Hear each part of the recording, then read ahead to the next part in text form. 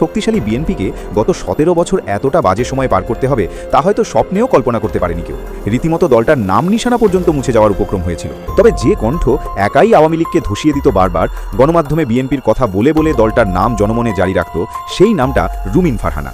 ঠিক যেমনটা হাসিনা আমলের $103 বিলিয়ন ঋণের চাপ নিয়ে শুরু করেছিল অন্তর্বর্তী সরকার। যাই হোক, ঋণ বাড়ানোর ফলে অনেকেই ডক্টর মোহাম্মদ ইউনূসকে ব্যাপক গালমন্দ করতেছেন। অনেকে ধারণা করতেছেন যে ইউনূস তো নতুন কোনো প্রকল্প হাতে নেয় নাই, তারপরেও এত ঋণ বাড়লো কেন? গত 7 দিন ধরে বেশ ভালো আছি, অর্থাৎ বিএনপি ক্ষমতায় আসার পরের 7 দিন।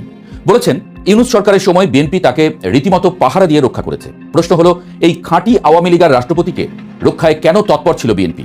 আমিনুল ইসলাম নিয়োগ পাওয়ার পরেই তিনি একটি বক্তব্য দিয়েছেন। এই বক্তব্যের এখানে আমাদের একটু খটকা লেগেছে। তিনি বলেছেন যারা নিরপরাধী, যারা অপরাধ করে নাই, তাদেরকে হয়রানি করা হবে না। এইখানেই কিন্তু খটকাটা লুকিয়ে আছে, এইখানেই আমাদের সন্দেহ জাগে। আওয়ামী লীগের নেতাদের কিচ্ছু হবে না। যে রায় হয়েছে ওই রায়ও মনে করেন যে জাস্ট একটা নামকস্ত রায়, পারলে শেখ হাসিনাকে এনে বিরোধী দলীয় নেতা বানিয়ে দেয়। কপালে বিপদ থাকলে যেটা করে সেটাই করছে বিএনপি। এই আওয়ামী লীগের মাধ্যমে এরা আসল মারাটা খাবে। আসসালামু আলাইকুম দর্শক, নতুন একটা ভিডিওতে সবাইকে স্বাগতম। ভিডিওর শুরুতে অনেকগুলো ভিডিওর অংশ বিশেষ ইতিমধ্যে আপনারা দেখে ফেলেছেন। ভিডিও দেখেই বুঝতে পেরেছেন ভিডিওটা কতটা গুরুত্বপূর্ণ, আকর্ষণীয় হতে চলেছে। তো দর্শক, আমি আর কথা বাড়াবো না, মূল নিউজে চলে যাব। তার আগে এখনো পর্যন্ত যারা আমাদের চ্যানেলটি সাবস্ক্রাইব করেন, প্রতিনিয়ত আপডেট ও গরম খবর পেতে আমাদের চ্যানেলটি সাবস্ক্রাইব করে দিবেন। চলুন একটা লাইক দিয়ে সম্পূর্ণ ভিডিওটি দেখে আসি। আওয়ামী লীগকে সর্বদিক থেকে উন্মুক্ত করে দায় মুক্তি দেওয়ার সিদ্ধান্ত নিয়েছে বিএনপি সরকার। আমরা সেটাই দেখতে পাচ্ছি। বিচার কার্যত বন্ধ করে দেওয়া হচ্ছে। কিসের বিচার? সব বিচার টিচার এখানেই বন্ধ। গুম খুনে জড়িত জেনারেলদের বিচার সব বন্ধ, কোনো বিচার আর নাই। জাস্ট ওয়েট অ্যান্ড সি, দেখবেন। ওই যে বলেছে না বিচার চলবে, প্রচুর বিচার চলবে, কোনো বিচার চলবে না। অ্যাডভোকেট তাজুল ইসলামকে সরিয়ে দেওয়া হচ্ছে চিফ প্রসিকিউটর পদ থেকে। এরপরে বুঝবেন যে বিচারে কিভাবে দায় মুক্তি দেয়। ওটা বিচারের নামে নাটক হবে। কিছু প্রসিকিউটররা কিছু পয়সাপাতি পাবেন, তাজুল ইসলামকে না, পুরো প্রসিকিউশন টিমকে সরিয়ে দেওয়া হবে। তারপরে বিএনপি আওয়ামী লীগ মিলেমিশে একটু হাসি তামাশা হবে কোর্টে। আইসিটি ইন্টারন্যাশনাল ক্রাইমস ট্রাইব্যুনাল মনে করেন যে ওটা ধ্বংস হয়ে গেছে, ওটা বিচার টিচার আর দেখা লাগবে না। আওয়ামী লীগের নেতাদের কিচ্ছু হবে না। যে রায় হয়েছে ওই রায়ও মনে করেন যে জাস্ট একটা নামকস্ত রায়, পারলে শেখ হাসিনাকে এনে বিরোধী দলীয় নেতা বানিয়ে দেয়। কপালে বিপদ থাকলে যেটা করে সেটাই করছে বিএনপি। এই আওয়ামী লীগের মাধ্যমে এরা আসল মারাটা খাবে। জিয়াউর রহমান ভুল করেছেন আওয়ামী লীগকে রিপেট্রিয়েট করে জীবন দিতে হচ্ছে জিয়াউর রহমানকে। তারেক রহমান এখন সেই ভুলের পথে হাঁটছেন। তারেক রহমানকে হয়তো ক্ষমতা ছাড়তে হবে আওয়ামী লীগকে রিপেট্রিয়েট করার অভিযোগে। তো দর্শক, শুধু এই আইসিটির চিফ প্রসিকিউটর বা প্রসিকিউশন টিম ধীরে ধীরে সরিয়ে দিচ্ছে তা না। ওইটা সরিয়ে দেওয়া মানেই বিচার টিচার মনে করেন এখানেই শেষ। যদি আন্তরিকতা থাকতো, বিএনপি যদি সিরিয়াসলি চাইতো যে না আওয়ামী লীগের বিচার হোক, বিচার যেভাবে চলছে সেভাবে চলুক, আপনি গণহত্যার বিচার হোক। আইসিটিতে তো যে কোনো হাবিজাবি মামলা, মিথ্যা মামলার বিচার করা যায় না, আইসিটি তো স্পেশাল। এই জায়গাটা এত ঠিক রাখতে পারতো। সারা দেশে বিএনপি নেতাদের, আওয়ামী লীগ নেতাদের বিরুদ্ধে যে শত শত মামলা হয়েছে, ঠিক আছে, ওইগুলো মাফ করে দিক। ওইসব গণহত্যা হোক আর হত্যা হোক, ওগুলো মাফ করে দিক। কিন্তু আইসিটিতে একদম মৌলিক 1400 মানুষ গণহত্যা করা, শিশু 162 জন শিশু হত্যা করা, হেলিকপ্টার দিয়ে গুলি করে হত্যা করা, গুম করা, খুন করা, সেই বিচারটা অ্যাটলিস্ট হোক না, সেটাও বিএনপি চাচ্ছে না। যদি চাইতো তাহলে অ্যাডভোকেট তাজুল ইসলাম সহ এই প্রসিকিউশন টিম পরিবর্তন করার কোনো প্রয়োজন হতো না। কারণ আওয়ামী লীগের বিচারের ক্ষেত্রে, গুম খুনের বিচারের ক্ষেত্রে অ্যাডভোকেট তাজুল ইসলাম যে দৃঢ়তা দেখিয়েছেন, অন্য কেউ হলে এটা পারতো না। এমনকি জামাতের কেউ হলেও এটা পারতো না, ওটা ম্যানেজ হয়ে যেত। এখন তাজুল ইসলামদের স্মরণ মানি সব শেষ, এখানেই এর পরিসমাপ্তি। ওকে, তা আওয়ামী লীগ তো খুশিতে খুশি। এখন এটা, এই ডিলটা কিভাবে হয়েছে? এটা ভারতের মধ্যস্থতায় বিএনপি আওয়ামী লীগ ডিল হয়েছে, অথবা ভারত বিএনপিকে যা বলছে বিএনপি সেই অনুযায়ী করছে। দেখছেন, এত বড় একটা গণহত্যা হলো আমাদের চোখের সামনে, সব প্রমাণ আমাদের চোখের সামনে আছে। এটা 54 বছর 55 বছর আগের কোনো কথিত ঘটনা নয়, যার তথ্য প্রমাণ কালেক্ট করা অত্যন্ত কঠিন না। একদম ভিডিও আছে চোখের সামনে, তার বিচার হচ্ছে না, বন্ধ হয়ে যাচ্ছে। আপনি কোন জমানায় আছেন দেখছেন? গজব করবে যে রেজিম এই 162 জন শিশু হত্যার, 1400 নাগরিককে বিনা অপরাধে গণহত্যা করার যে অপরাধ, এর বিচার যারা বন্ধ করে দিবে তাদের উপর আল্লাহর গজব করবে। ওই গজবের 14 গোষ্ঠী ধ্বংস হয়ে যাবে। Just wait and see. ক্ষমতা পেছন থেকে ক্ষমতা ঢুকে যাবে, অটোমেটিক্যালি ক্ষমতা নাই হয়ে যাবে। শেখ হাসিনার চাইতো নিকৃষ্ট পরিণতি হবে। দর্শক, আইজিপি একটা কথা বলেছেন, কার্যক্রম নিষিদ্ধ রাজনৈতিক দলের তৎপরতা চলতে দেওয়া যাবে না। কথা কিন্তু চমৎকার। যেহেতু বেআইনি, ঠিক আছে, বিএনপির যদি এতই খায় হয় যে আওয়ামী লীগকে লাগবে, আগে নিষেধাজ্ঞা প্রত্যাহার করুক। মানে আওয়ামী লীগের নিষিদ্ধ হয়েছে, কার্যক্রম নিষিদ্ধ হয়েছে, ওইটাকে উইথড্র করুক, যেমন জামাতেরটা উইথড্র করা হয়েছিল। না, তা করবে না। তবে এই যে কথাটা বলেছে না, ধীরে ধীরে করতে পারে, এখন করবে না, কারণ এখন করলে জনগণ রাস্তায় নেমে যাবে। তা আইজিপি কার্যক্রম নিষিদ্ধ রাজনৈতিক দলের তৎপরতা চলতে দেওয়া যাবে না। আইজিপি বলেছে না, আমি বলছি আপনি লিখে রাখেন, এই আইজিপির চাকরি প্রায় শেষ। মানে একে কিছুদিনের মধ্যে আপনারা এই আলোচনা শুনতে শুনতে হয়তো শুনতে পারেন যে আইজিপি কে সরিয়ে দিয়েছে। এই আইজিপি তিনি তো আওয়ামী লীগ বিরুদ্ধে আইজিপি, তিনি তো জুলাই অভ্যুত্থানে আইজিপি, তার একটা কমিটমেন্ট ছিল জুলাইয়ের প্রতি। ইউনূস সরকার অ্যাপয়েন্টেড হিম। অতএব যিনি আওয়ামী লীগের কার্যক্রম চলতে দিবেন না বলছেন, এই আইজিপির চাকরিতে থাকবে না। আপনি দেখেন এই আইজিপি কে সরিয়ে দিবে। বুঝতে পারছেন? আওয়ামী লীগের বিচার শেষ করে দিচ্ছে, বিচার টিচার নাই করে দিচ্ছে তাজুল ইসলামকে সরিয়ে দেওয়ার মধ্য দিয়ে আইসিটি। আর দেশব্যাপী বিচার তো জামিন পাওয়া শুরু হয়ে গেছে, ওটা তো কিছু না। এটা এক। আবার অফিস টফিস খুলছে, তাদেরকে ধরছে না, অনেকটা নির্বিঘ্নি। এখন কিছু প্রথম দিকে বৈষম্যবিরোধী ছাত্র আন্দোলনের ছেলেরা আওয়ামী লীগের অফিস কয়েক জায়গায় জয়বাংলা করে দিত, এখন তারাও যাচ্ছে না, কারণ তাদেরকে মামলা দিয়ে জেল খাটাচ্ছে বিএনপি নেতারা। বৈষম্যবিরোধী ছাত্র আন্দোলন সম্ভবত কুড়িগ্রাম বা রংপুরে দেখলাম বৈষম্যবিরোধী ছাত্র আন্দোলনের নেতা বিএনপি নেতার মামলায় জেলে। বুঝছেন কি চলছে দেশে? এবং বৈষম্যবিরোধী ছাত্র আন্দোলনের নেতারা একে একে ফেসে যাচ্ছে। কেউ নারী কেলেঙ্কারিতে ফাঁসতে শুরু করেছে, কেউ ক্রিপ্টোকারেন্সিতে ফাঁসতে শুরু করেছে। ভারত তাকে ধরে, পর্তুগালে ভিসা আবেদন করতে ভারতে যায়, সেখানে এক প্রকার গ্রেপ্তার করা হয়, অথচ সম্পূর্ণ অন্যায় ভাবে। অতএব বিএনপি আওয়ামী লীগকে উন্মুক্ত করে দিচ্ছে। যদিও এখানে আমি যে হিসাবটা বলি আওয়ামী লীগকে উন্মুক্ত করে দিচ্ছে, এটা বিএনপির জন্য বলার কথা হবে। আওয়ামী লীগ বিএনপি জোট বৈক্য কিছুতেই হবে না, মূলত আওয়ামী লীগ জামাত ঐক্য হবে। এবং এই আওয়ামী লীগের হাত ধরেই সেটা 91 পরে যে চিত্র হয়েছিল সেটা হবে। আওয়ামী লীগ জামাত এক হয়ে বিএনপির বিরুদ্ধে আন্দোলন করেছিল, আওয়ামী লীগ জামাত এক হয়েই করবে এখন আবার। Just wait and C.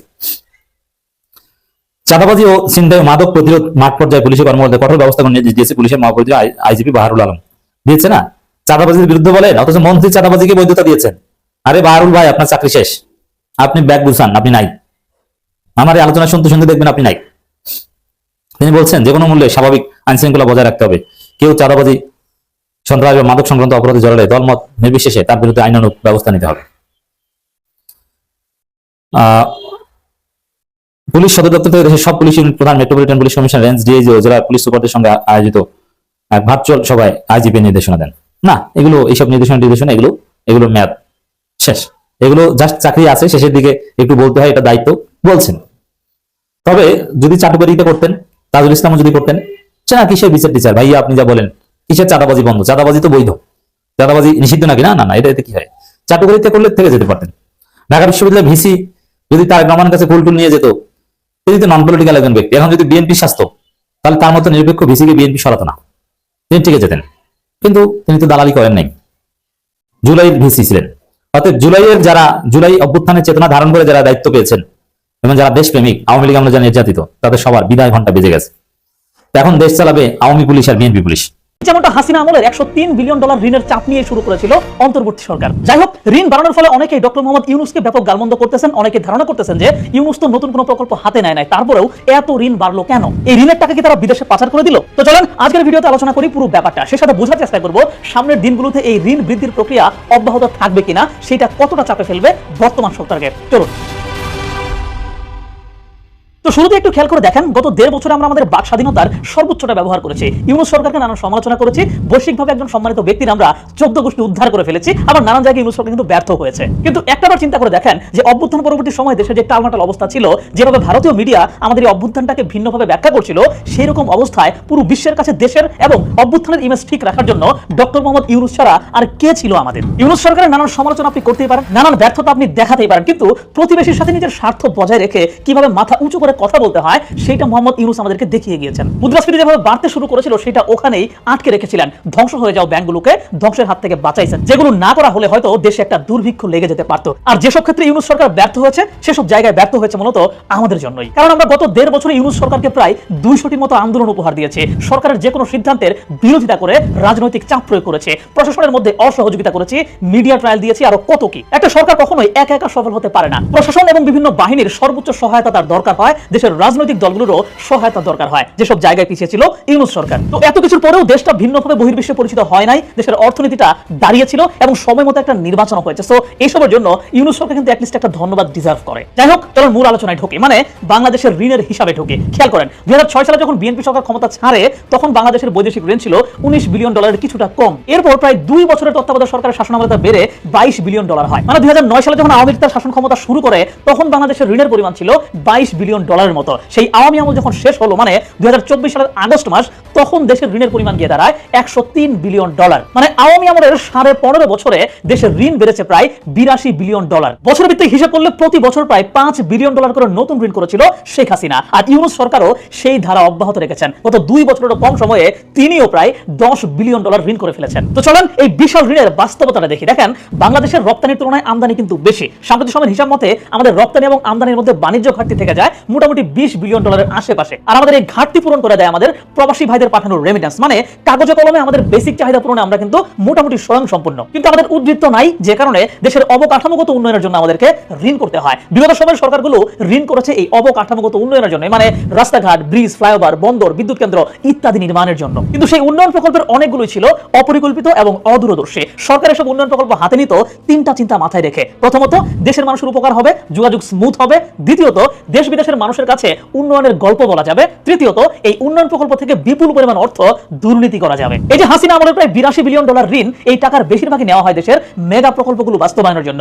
দেশব্যাপী গত 15 বছরে প্রয়োজনীয় অপ্রয়োজনীয় এরকম অসংখ্য মেগা প্রকল্প হাতে নেওয়া হয়েছে, যেগুলো কয়েকটা আমি উল্লেখ করছি। যেমন পদ্মা সেতু, পদ্মা রেল সেতু, যমুনা রেল সেতু, Dhaka elevated expressway, Dhaka bypass expressway, Ashulia elevated expressway, Dhaka metro rail, বিমানবন্দরের 3rd terminal, Dhaka Rangpur Asian highway, Dhaka Mawa highway, Dhaka Tangail মহাসড়ক, কর্ণফুলী টানেল, অসংখ্য ব্রিজ, ফ্লাইওভার, রূপপুর পারমাণবিক বিদ্যুৎ কেন্দ্র, বেশ কিছু সমুদ্র বন্দর ইত্যাদি। তো এগুলোর মধ্যে বেশ কিছু প্রকল্প আছে খুবই উপকারী, আবার কিছু প্রকল্প খরচ বিবেচনায় কোনোভাবেই উপকারী না। আর এসব প্রকল্পের জন্য গত 16 বছরে 82 বিলিয়ন ডলার ঋণ নিয়েছিল শেখ হাসিনা। কিন্তু আপনার কি মনে হচ্ছে যে এই প্রকল্পগুলো বাস্তবায়নের জন্য যত টাকা দরকার ছিল সবটাই শেখ হাসিনা নিয়ে ফেলেছিল? না, কারণ বৈদেশিক ঋণের বা সরকারি প্রকল্পের ঋণের একটা সিস্টেম আছে। এখানে যেই কাজের জন্য ঋণ চুক্তি করা হয় সেই কাজের অগ্রগতির সাথে ধাপে ধাপে সেই ঋণের অর্থ ছাড়া হয়। মনে করেন আপনি 10টি প্রকল্পের জন্য 100 বিলিয়ন ডলারের ঋণ চুক্তি করলেন 5টি প্রতিষ্ঠানের সাথে, মানে আপনি 100 বিলিয়নের চুক্তি করে ফেলেছেন। এবার কাজের অগ্রগতির সাথে সাথে কখনো 5 বিলিয়ন ডলার, কখনো 10 বিলিয়ন ডলার এইভাবে অর্থ ছাড়া হবে। আর এভাবেই হাসিনা 82 বিলিয়ন ডলার পর্যন্ত কিন্তু ঋণ ছাড়াতে পেরেছিল। কিন্তু প্রকল্পগুলো তো এখনো শেষ হয় নাই, মানে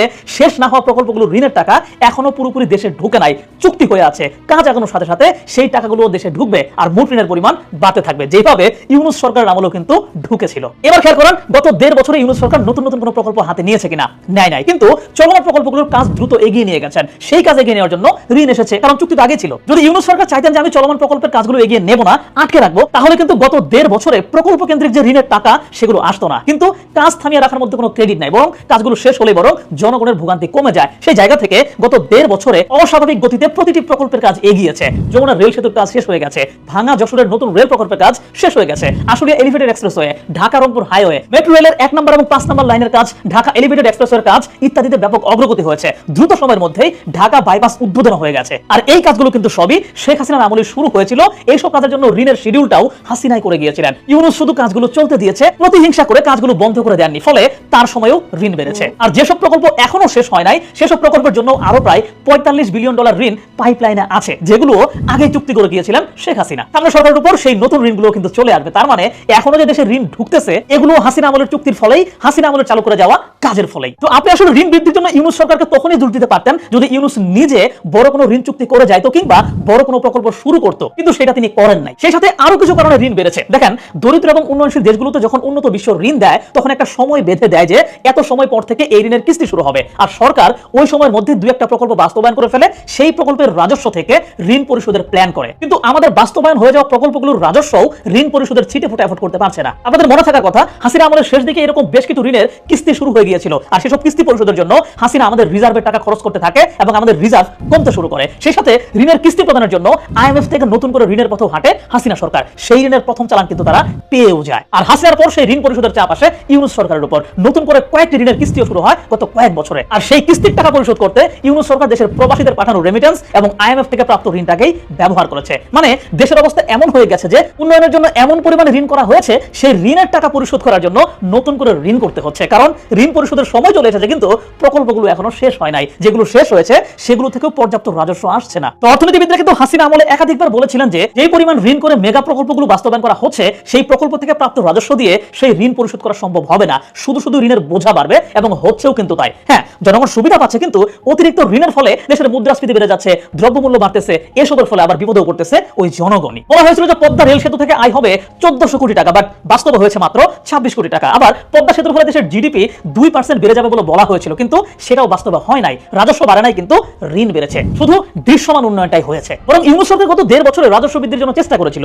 দুই একটা জায়গায় সফল হয়েছে। যেমন বিমান পরিবহন খাত গত বছর সর্বোচ্চ মুনাফা করে, দেশের রেমিটেন্সের প্রবাহ গত বছর রেকর্ড $30 বিলিয়ন পর্যন্ত পৌঁছে যায়। চট্টগ্রাম বন্দর গত বছর সর্বোচ্চ মুনাফা অর্জন করে, কিন্তু নানান আন্দোলন, দাবি দেওয়া, সরকারকে অসহযোগিতা ইত্যাদির কারণে অন্য সব জায়গায় সরকার আয় বাড়াতে ব্যর্থ হয়। এসব নানান ঝামেলায় পড়ে পোশাকের রপ্তানি কমে যায়, বাণিজ্য ঘাটতি বেড়ে যায় ইত্যাদি। আর এত কিছুর পরেও কোন রকম ব্লান্ডার না করে বরং ইউনূস সরকার রিজার্ভের পরিমাণটা ডাবল করে রেখে গেছেন। তার মানে আশা করি বুঝতে পারছেন যে ইউনূস সরকারের সময় আসলে কেন ঋণ বেড়েছিল। আর ঠিক ওইসব কারণে আগামী কয়েক বছরে বিএনপি সরকারের আমলেও কিন্তু ঋণ বাড়বে, কারণ হাসিনা আমলে শিডিউল হয়ে থাকা আরো $45 বিলিয়ন ঋণ আসবে, আর নতুন করে কিছু ঋণের পরিশোধের পিরিয়ডও শুরু হয়ে যাবে। তবে হ্যাঁ, বিএনপি চাইলে এই $45 বিলিয়ন ঋণটা আটকে দিতে পারে। কিভাবে? যদি সে চলমান মেগা প্রকল্পের কাজগুলো বন্ধ করে দেয়। কিন্তু এই বন্ধ করে দেওয়ার সিদ্ধান্তটা হবে বিএনপির জন্য আরো বেশি ক্ষতিকর, কারণ ইতিমধ্যেই অনেক প্রকল্পের 80 থেকে 90% কাজ শেষ হয়ে গেছে। তার মানে বিপুল পরিমাণ অর্থ এখানে বিনিয়োগ হয়ে গেছে, যেই টাকাগুলোর কিস্তি কিন্তু পরিশোধ করতেই হবে। কিন্তু প্রকল্প শেষ না হলে সেই পুরো অর্থটাই অপচয় হয়ে যাবে, যেটা কোনোভাবেই ভালো কিছু বয়ে আনবে না। তাই বিএনপিকে ঠিকঠাক টিকে থাকতে হলে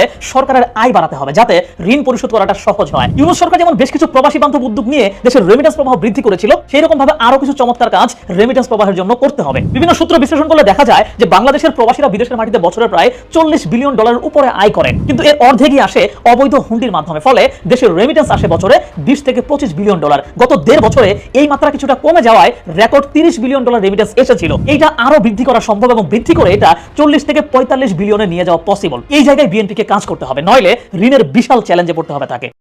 তো দর্শক, ভিডিওটি দেখলেন, দেখে কি জানলেন, কি বুঝলেন, আপনাদের গুরুত্বপূর্ণ মতামতটি আমাদের কমেন্ট বক্সে জানিয়ে দিবেন। পারলে ভিডিওটি শেয়ার করে দিয়ে সবাইকে দেখার সুযোগ করে দেবেন। আজকে এ পর্যন্তই, আবার দেখা হবে নতুন কোনো ভিডিওতে। সবাই ভালো থাকবেন, সুস্থ থাকবেন, আল্লাহ হাফেজ।